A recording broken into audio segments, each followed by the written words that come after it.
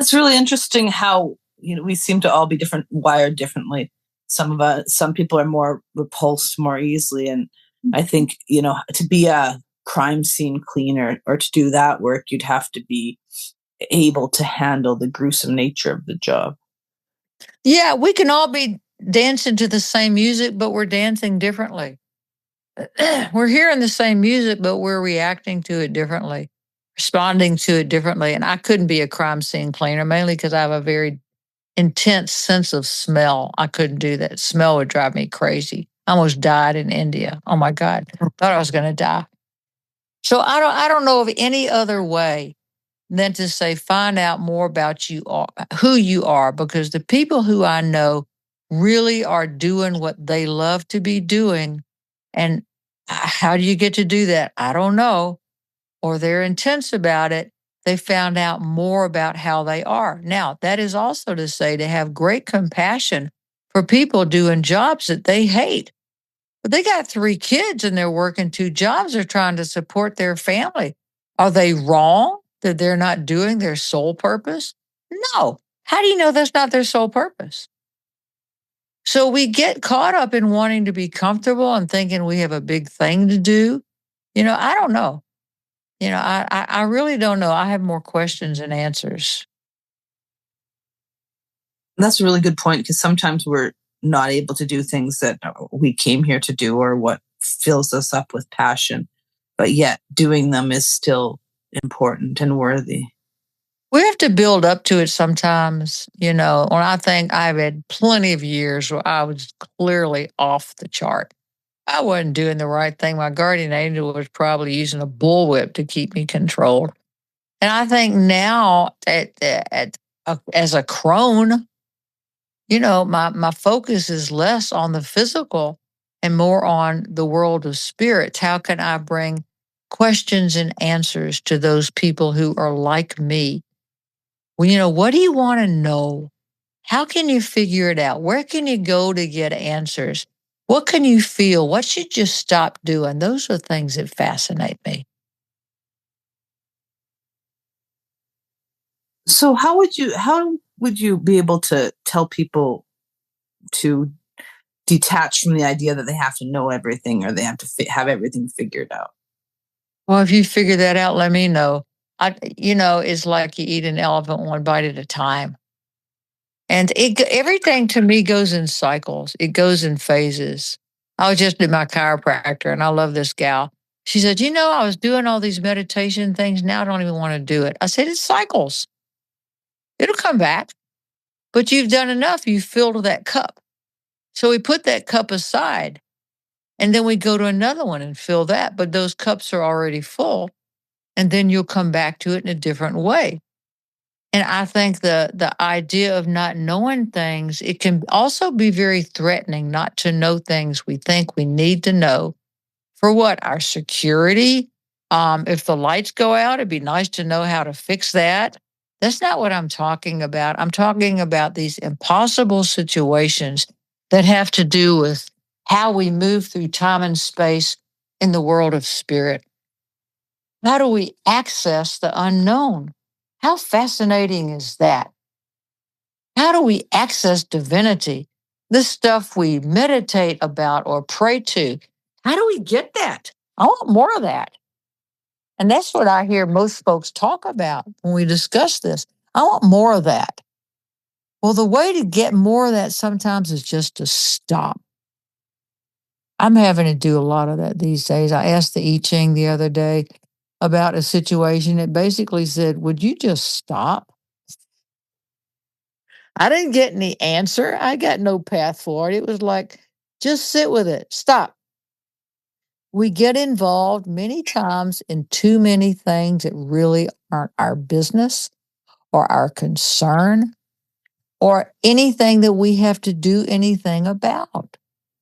But we'll see things on television, on social media, out in public, and we think, oh, maybe I need to know about that. Probably not.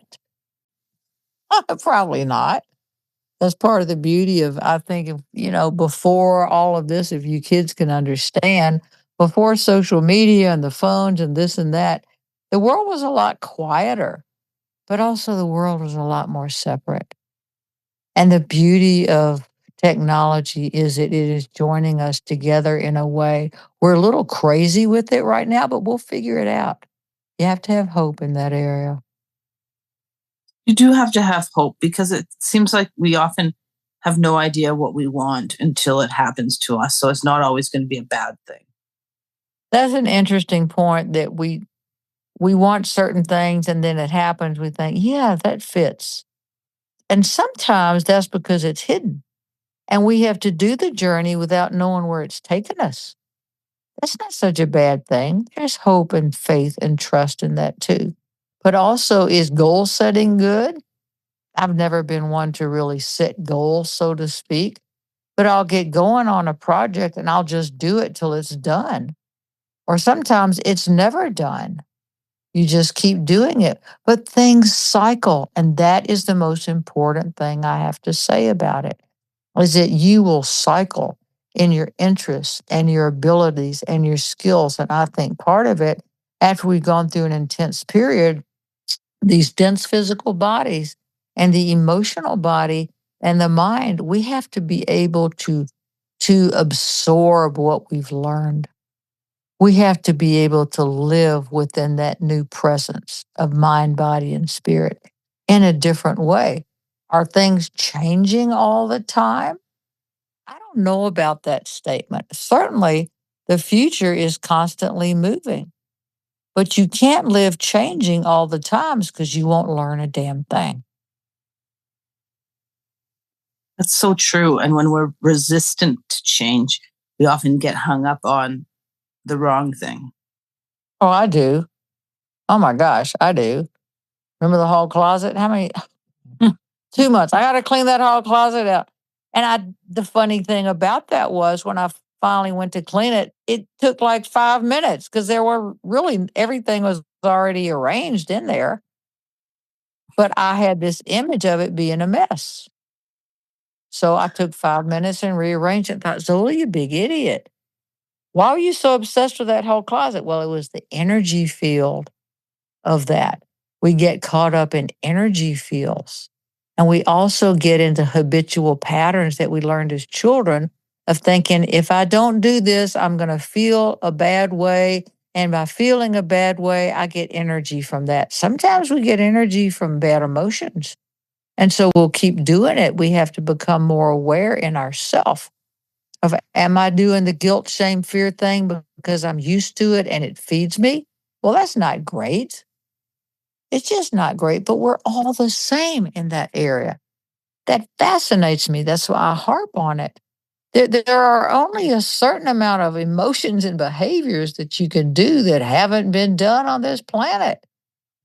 So we repeat them. There are all these cycles. Jordan Peterson was talking the other day on one of his YouTube videos that I love about a 300-year cycle that we seem to, and we do tend to repeat things. And I don't remember what that was, but I brought it up to demonstrate that yes, we do cycle. And why do we do that? Well, it's just how things work. I don't know why. Why are records now coming back? Oh my God. Why would you want a record or a record player? Daddy had a picture of me. I was probably about 1.5, sitting with my little diaper on in front of my little 45 record player. Now, 45 record was the smaller one with a big hole in the middle, looked like a donut. And I was playing God knows what. I don't know what I was playing. But that was one of my earliest things I did was with music. But you wouldn't do that these days. You just pick up your phone and you scroll through and boom, you got music. And who knows in the future what it's going to be? I mean, who knows? Direct to your brain. It could be. Now that's scary. Yeah. Well, it is really hopeful that we can be reminded that the seasons change and these cycles come and go. And so no matter what we're doing, even if we're amplifying our own mess, as I often do, we don't know what's coming next.